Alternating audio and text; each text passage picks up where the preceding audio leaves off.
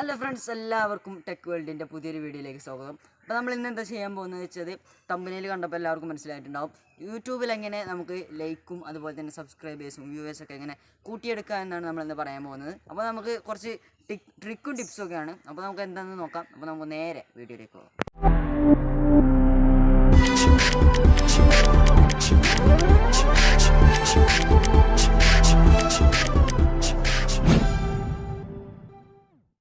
അപ്പോൾ നമ്മൾ ആദ്യം ശ്രദ്ധിക്കേണ്ട കാര്യം എന്താണെന്ന് വെച്ചാൽ, വീഡിയോ എടുക്കുമ്പോൾ നമ്മൾ എന്ത് ചെയ്യുക, ഷെയ്ക്ക് ഇല്ലാത്ത വീഡിയോസ് എടുക്കുക. അതായത് ചെറിയൊരു ഷെയ്ക്ക് ഉണ്ടായാൽ പോലും അത് വലിയ രീതിയിലുള്ള പ്രശ്നങ്ങൾ വരുത്തും വീഡിയോക്ക്, അതിൻ്റെ ക്വാളിറ്റി നഷ്ടപ്പെടും. അതുപോലെ തന്നെ എഡിറ്റിങ്ങിന് നല്ല ആപ്സ് ഉപയോഗിക്കുക. പറ്റുമെന്നുണ്ടെങ്കിൽ പ്രോ ആപ്സ്, അല്ലെങ്കിൽ അതുപോലെ തന്നെ നമുക്ക് കമ്പ്യൂട്ടറിൽ അതായത് പി സിയിലൊക്കെ കിട്ടുന്ന സോഫ്റ്റ്വെയർസ് ഉപയോഗിക്കുക. മൊവാവി, ഫിൽമോറ അങ്ങനത്തെ സോഫ്റ്റ്വെയർസ് ഉപയോഗിക്കുക.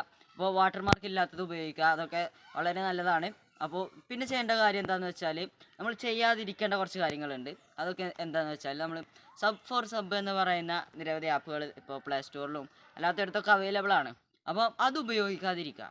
അത് ഉപയോഗിച്ച് കഴിഞ്ഞിട്ടുണ്ടെങ്കിൽ ചിലപ്പോൾ നമ്മുടെ യൂട്യൂബിലെ അക്കൗണ്ടിന് പല പ്രശ്നങ്ങളും വരാൻ സാധ്യതയുണ്ട്.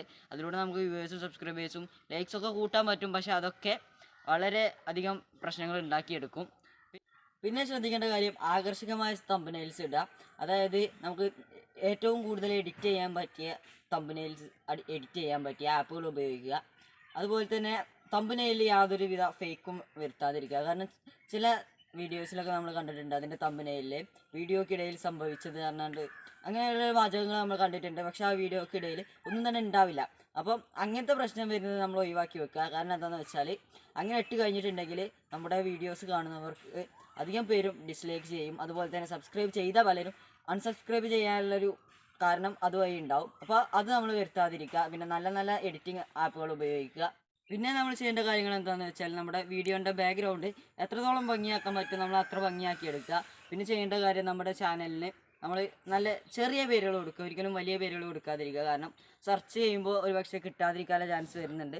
അപ്പോൾ നമ്മൾ ചെറിയ ചെറിയ പേരുകൾ കൊടുക്കുക. പിന്നെ ചെയ്യേണ്ട കാര്യം, നല്ല ആകർഷകമായ ഇൻട്രോസ് കൊടുക്കുക.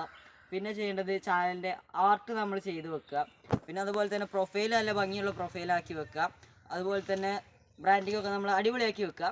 അപ്പോൾ ഇന്നത്തെ വീഡിയോ എല്ലാവർക്കും ഇഷ്ടപ്പെട്ടിട്ടുണ്ടാകുമെന്ന് കരുതുന്നു. അതുപോലെ തന്നെ നമ്മുടെ ഈ വീഡിയോ എല്ലാ യൂട്യൂബേഴ്സിനും ഉപകാരപ്രദമാവുന്ന ഒരു കാര്യമാണ്. അപ്പോൾ ഈ ഞാൻ പറഞ്ഞ കാര്യങ്ങളെല്ലാവരും എല്ലാ യൂട്യൂബേഴ്സും ഫോളോ ചെയ്യുക.